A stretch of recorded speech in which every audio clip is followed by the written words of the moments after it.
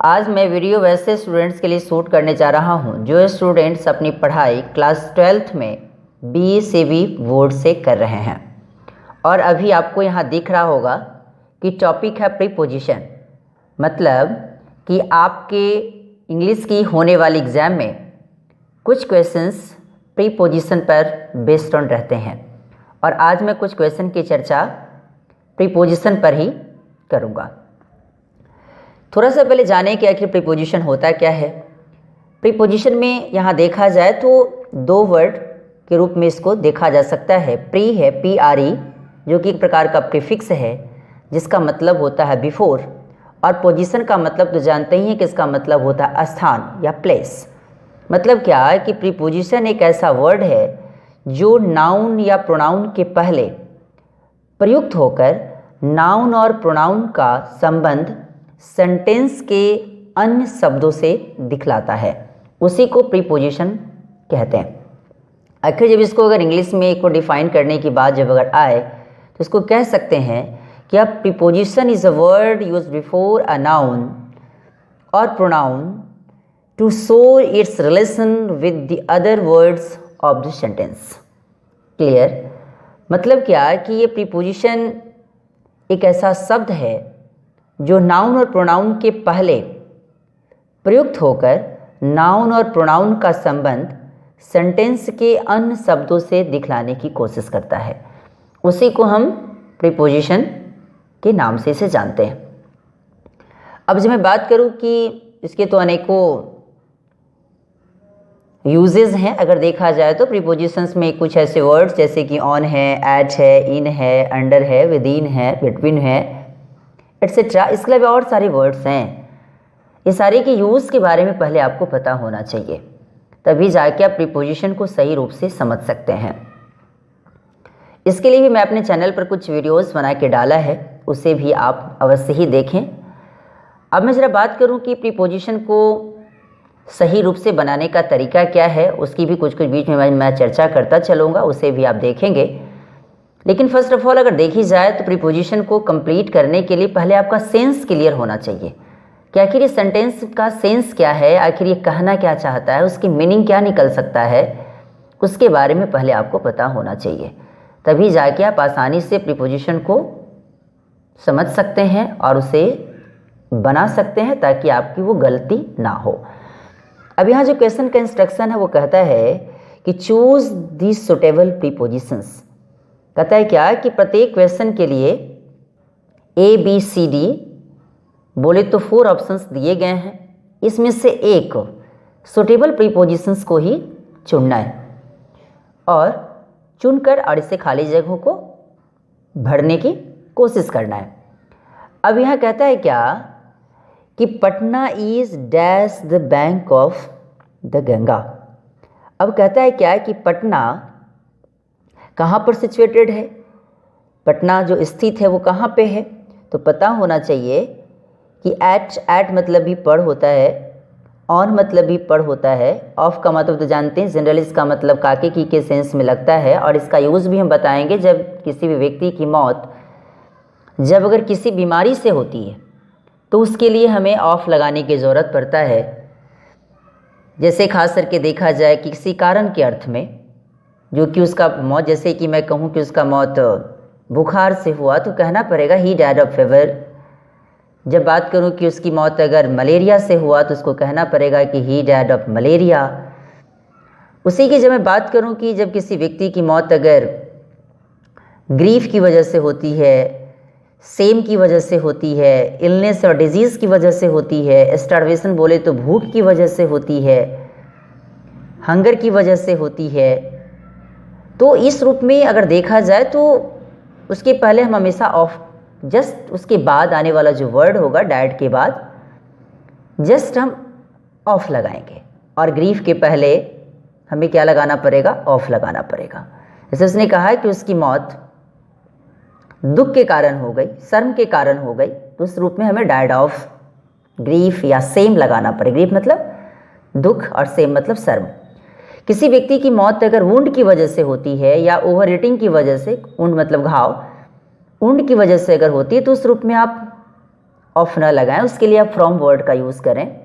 जब किसी भी व्यक्ति की मौत अगर ओवर ईटिंग, ओवर ड्रिंकिंग या फूड पॉइजनिंग के कारण होती है तो उसके लिए आप फ्रॉम वर्ड का यूज़ करें, न कि ऑफ का। जब किसी व्यक्ति की मौत अगर किसी वंस ओन हैंड और सुसाइड, कोई व्यक्ति अपनी मौत खुद के हाथों से आत्महत्या करता है तो उसके लिए हमें कौन सा, तो उसके लिए हमें ऑफ विथ फ्रॉम का यूज़ ना करें, आप उसके लिए बाई का यूज़ करें। जब किसी व्यक्ति की मौत अगर नेग्लिजेंट की वजह से होती है, अगर देखा जाए कि अगर लापरवाही की वजह से होती है तो उसके लिए हमें थ्रो का यूज़ करना पड़ता है, THROUGH। अब मैं बात करूं कि जब किसी व्यक्ति की मौत किसी के लिए, जैसे कि अगर देखा जाए कि तो व्यक्ति अपने देश के लिए मरता है या अपने विश्वास के लिए मर जाता है तो उसके लिए हमेशा हमें उसके साथ डाई के साथ हमेशा फॉर लगाएं। और जब किसी व्यक्ति की मौत अगर मैदान में हो जाती है, युद्ध के मैदान में हो जाती है या बिस्तर पर हो जाती है तो उसके लिए डाइड इन लगाएं। क्लियर? जब किसी व्यक्ति की मौत अगर हार्नेस की वजह से होती है तो इस के लिए जब मैं बात करूं तो इसके लिए हमें डाइड इन लगाना पड़ता है। और जब किसी व्यक्ति की मौत अगर समाप्त होना या विलुप्त होना के अर्थ में अगर शो करना पड़े, डाई का अर्थ किसका, जब अगर विलुप्त होना या समाप्त होने के सेंस में करना पड़े तो उसके लिए हम डाई विथ लगाते हैं। क्लियर? तो इसके साथ जैसे कि कही जाए कि उसके साथ मरा, मतलब क्या है कि डाई विथ समबडी, किसी के साथ अगर मरता है तो उस कंडीशन में डाई विथ समबडी लगाना पड़ेगा। नहीं तो इस रूप में भी आपने देखा कि कहाँ कहाँ हम ऑफ, कहाँ कहाँ फ्रॉम, कहाँ कहाँ थ्रू, कहाँ कहाँ विथ, कहाँ कहाँ हम इस प्रकार के वर्ड्स का यूज कर सकते हैं प्रीपोजिशन के रूप में। सो मैंने अभी आपको बताने की कोशिश किया। अब इसके बाद में ज़रा क्वेश्चन के तौर पे चलूँ तो अभी आप देखेंगे कि यहाँ दिया है कि Patna is dash the bank of the Ganga. ये पटना जो है वो पटना किस नदी के किनार पर है, तो यहाँ ऑन लगाएं, नहीं कि ऑफ। क्लियर? यहाँ ऑन लगाएं। क्लियर? यहाँ पर का सेंस है इसलिए यहाँ ऑन वर्ड ही लगाएं।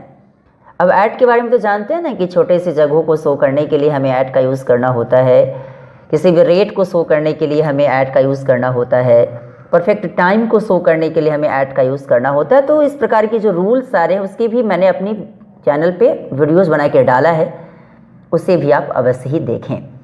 अब कहता है कि his mother died dash cholera. अभी कुछ ही देर पहले मैंने आपको बताया जब किसी भी व्यक्ति की मौत किसी बीमारी से होती है, क्लियर, तो इस रूप में हमें किसका यूज़ करना होता है, ऑफ का, नहीं कि फ्रॉम का। तो पहले ही ऑप्शन यहाँ सही हो गया आपका।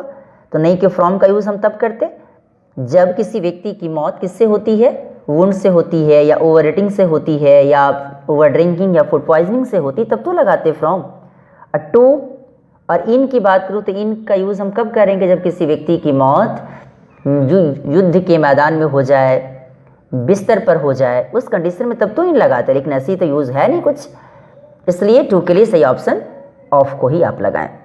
कहता है क्या कि उसकी माँ की जो मौत हुई किससे हुई, कोलरा बीमारी से हुई। कहता है क्या है कि what is the time dash your watch. अब कहता है कि आपकी घड़ी में कितने समय हो रहे हैं। तो इस रूप की जब मैं बात करूं तो इस रूप से जब भी आप बनाएं तो इसके लिए आप बाई लगाएं, बाई योर वॉच। क्लियर? इसलिए बाई लगाएं। कहता है कट एप्पल्स डैश नाइफ। आपको पता होना चाहिए जब किसी भी कोई भी वस्तु जो साइंटिफिकल वस्तु है, जैसे नाइफ की बात करूं तो नाइफ के बारे में भी आप देख रहे हैं कि नाइफ जो यहाँ जो दिखाई दे रहा है, इससे आपका ये पूरा क्लियर हो रहा है कि जब भी इस प्रकार की वस्तु के बारे में जैसे कि मैं बात करूं तो इस रूप में हमेशा कभी भी हमेशा विथ का ही यूज़ करें, नहीं कि बाई का, फ्रॉम का, एट का। और विथ का मतलब यहाँ से है, किस इसका मतलब है, से इसका सेंस लगता है, लेकिन इसका से का मतलब ये नहीं कि फ्रॉम मतलब इसे लगा दीजिए, बाई मतलब इसे लगा दीजिए, ऐसा नहीं। इसके साथ हम हमेशा विथ का ही यूज़ करेंगे। किसका यूज़ करेंगे, विथ का। तो जब विथ का जब अगर यूज़ करेंगे तो यहाँ विथ क्या कहता है कि यहाँ कहा जाता है, खास करके देखी जाए तो एक और रूल आपने कभी पढ़ा होगा कि जब कोई भी वस्तु से किसी वस्तु को काटा जाए तो और वो इंस्ट्रूमेंट या टूल के रूप में उस वस्तु, जैसे यहाँ नाइफ देख रहे हैं ये क्या है, तो टूल के रूप में है, औजार के रूप में है ये, तो इस रूप में देखा जाए तो इसके साथ में हमेशा विथ का ही यूज़ करते हैं। तो यहाँ क्या कहता है, कट एप्पल्स डैश नाइफ, मतलब क्या कि एप्पल्स को चाकू से क्या करो, काटो। तो इसलिए यहाँ विथ वर्ड लगाएं, नहीं कि बाय, नहीं कि फ्रॉम, नहीं कि एट। क्लियर। अब जब मैं बात करूँ कि hang this picture dash the wall, कहता है क्या कि पिक्चर को कहाँ लटका दो, तो दीवार पर लटका दो। तो यहाँ एट मतलब तो पर होता नहीं, इसके सेंस में अगर देखी जाए तो फ्रॉम इसका भी यूज़ आप नहीं कर सकते यहाँ। ऑन, हाँ पर यहाँ लगा सकते हैं। अच्छा, ऑन के बारे में पहले आप जानते हैं कि ऑन का यूज़ कर कहाँ सकते हैं। ऑन का यूज़ की जब मैं बात करूँ तो एक दूसरे से वो टच में रहेगा, तभी जाके हम ऑन का यूज़ कर सकते हैं, और उसका सेंस पर का सेंस लगता है। क्लियर। और अगर देखा जाए तो वो चारों साइड से उतना घिरा हुआ भी दिखता प्रतीत नहीं होगा, तभी जाके आप ऑन का यूज़ कर सकते हैं। क्लियर। तो यहाँ जो भी आप देख रहे हैं 5 का अगर आंसर के तौर पे देखा जाए तब क्या लगाएंगे, ऑन लगाएंगे। क्लियर, इसलिए आप ऑन ही लगाएं। अब जब मैं देखा जाए कि क्वेश्चन नंबर 6 पे चलूँ, क्वेश्चन नंबर जो 6 है वो कहता है कि I shall complete my work dash N R. कहने का मतलब क्या है कि वो कहता है कि मैं अपना वर्क 1 घंटा के अंदर ही कंप्लीट कर लूँगा। मतलब क्या कि अंदर का सेंस से मैं बात करूं तो विदिन, हाँ विदिन का मतलब अंदर होता है। ऑफ मतलब काके की का सेंस लगाता है जनरली, लेकिन जब मैं बात करूं कि और सारे यूज़ भी मैंने बताया है ऑफ का, फ्रॉम का भी यूज़ बताया। फ्रॉम का मतलब क्या कि से का सेंस लगाता है, किसका, से का। क्लियर। और सिंस मतलब भी से का सेंस लगाता है, लेकिन वो कौन सा टाइम, तो ये पॉइंट ऑफ टाइम है। Clear, since. और कभी कभी तो इसका यूज़ रिजल्ट के लिए भी करते हैं ना, चुकी का सेंस में। तो लेकिन यहाँ जो मैं बात कर रहा है कि कहता है कि 1 घंटा के अंदर, तो 1 घंटा के अंदर के लिए हमें क्या लगाना पड़ेगा, तो इसके लिए हमें यहाँ विदिन वर्ड लगाना पड़ेगा। क्या वर्ड, विदिन। 1 घंटा के अंदर मैं इसे कंप्लीट कर लूँगा। अब इसने कहा कि 7 नंबर क्वेश्चन में कि dash me he was sitting. अब यहाँ जो ऑप्शन दिया है बिसाइड्स, बिसाइड्स का मतलब होता है के अलावा, के अतिरिक्त। बिसाइड मतलब होता है कि बगल में, बगल में। एट मतलब फिर वही वाली यूज। और फ्रॉम का यूज तो पुनः फिर जानते हैं ना, से का सेंस लगता है। क्लियर। तो जब मैं बात करूं कि, और ये भी फ्रॉम का यूज कब करेंगे पता है, फ्रॉम का यूज अब तब करेंगे जब सेपरेशन का शो करना पड़े, उससे अलगाव को शो करना पड़े, तब जाके फ्रॉम।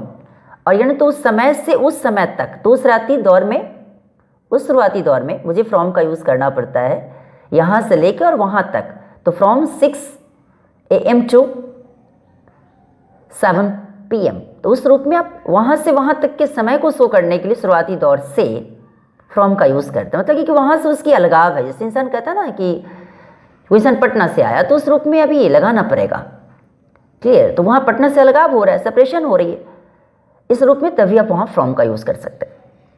अब कहता है कि dash me he was sitting, मतलब क्या कि मेरे बगल में वह बैठ रहा था, तो इस रूप में, या बैठा था, तो इस रूप में आप 7 का जो सही आंसर के तौर पे लगाएं, उसके लिए सही ऑप्शन क्या होगा, बिसाइड होगा। बिसाइड मतलब बगल में। अब कहता है क्या है कि he will come dash 7 o'clock। हाँ, अभी ये कहता है 8 नंबर क्वेश्चन के तौर पे अगर देखा जाए तो कहता है कि he will come dash 7 o'clock। अब यहाँ ऑप्शन दिया बाई, यहाँ दिया इन, यहाँ दिया फ्रॉम, यहाँ दिया ऑफ। आपको पता होना चाहिए कि यहाँ बाई का मतलब तक के सेंस में होता है। जो बच्चे थोड़ा सा अगर सिंपल फ्यूचर टेंस की स्टडी करा होगा तो उनको पता होगा। कहता है क्या कि वह 7 बजे तक आएगा। तो यहाँ बाई का सेंस लास्ट टाइम को शो करने के लिए किया जाता है। क्लियर। तो इस रूप में आप बाई लगाएं, तो यहाँ बाई को ही आप सही तौर पे लगाएं। He will come by 7 o'clock, वह 7 बजे तक आएगा। अब कहता है कि ही फायर डैश द एनिमी। अब यहाँ दिया कि उसने एनिमी के ऊपर तोप चला दिया या फायर हो गया, उसने फायर कर दी। नहीं, मतलब क्या, किस रूप में अगर देखा जाए तो यहाँ एट मतलब भी पर होता है, ऑन मतलब भी पर होता है, बाई मतलब भी से या के द्वारा का सेंस लगता है, फ्रॉम मतलब से होता है। जब मैं देखा जाए कि इसके सेंस के मुताबिक देखा जाए, कहता है कि उसने एनिमी के ऊपर तोप चला दिया, फायर कर दिया। क्लियर। तो पर का सेंस लगाने के लिए भी क्या, ऑन द एनिमी ना, ऑन द एनिमी। तो इसलिए अभी आप यहाँ कौन सा लगाएं, ऑन लगाएं। 9 का जो सही आंसर के तौर पे देखा जाए तो क्या लगाएं, ऑन लगाएं। अब बोलता है कि ही डैड डैश द सोसाइटी। हाँ, अभी कुछ ही देर पहले मैंने आपको बताया यहाँ सेंस क्या कहता है कि वह अपने सोसाइटी के लिए क्या हुआ, मरा। क्लियर, किसके लिए मरा, तो वो अपने सोसाइटी के लिए मरा। तो जब वो अपने सोसाइटी के लिए मरा तो के लिए का मतलब क्या होता है, फॉर से होता है ना, नहीं कि एट का, नहीं ऑफ का, नहीं फ्रॉम का। तो इसलिए अभी मैं बात करूं कि कहता है क्या कि वो किसके लिए मरा, तो वो अपने सोसाइटी के लिए मरा। तो वो अपने सोसाइटी के लिए मरा, तो सोसाइटी के लिए हम क्या लगाते हैं, फॉर लगाएंगे, क्योंकि कुछ ही देर पहले तो बताए थे, कुछ ही देर पहले हम आपको ये बताए थे कि जब कोई भी व्यक्ति अपने देश, अपने विश्वास के लिए मर जाता है तो उस रूप में हम from, of, with, by, through इस प्रकार का वर्ड का यूज़ नहीं करते। उसके लिए हमेशा हमें फॉर वर्ड का यूज़ करना होता है, फॉर प्रीपोजिशन का यूज़ करना होता है। क्लियर, तो इस रूप से अभी आपने देखा है कि इस वीडियो में मैंने अभी आपको 1 से लेकर 10 नंबर क्वेश्चन तक की चर्चा मैंने किया, और जो कि ये क्वेश्चंस पूरे बेस्ड ऑन प्रीपोजिशंस पे थे। और इसके बाद जो अभी और क्वेश्चंस जो आपको दिखाई दे रहा होगा बगल में, इस प्रकार के क्वेश्चंस और मैं अगले वाले वीडियो में मैं आपके लिए शूट करके पुनः डालूंगा। और ये वीडियो आपको कैसा लगा इसके बारे में लाइक, सब्सक्राइब एंड कमेंट करना ना भूलें, और इसे शेयर भी करें ताकि ज़्यादा से ज़्यादा बच्चा इसे देखकर कुछ सीख सके। Thanks a lot.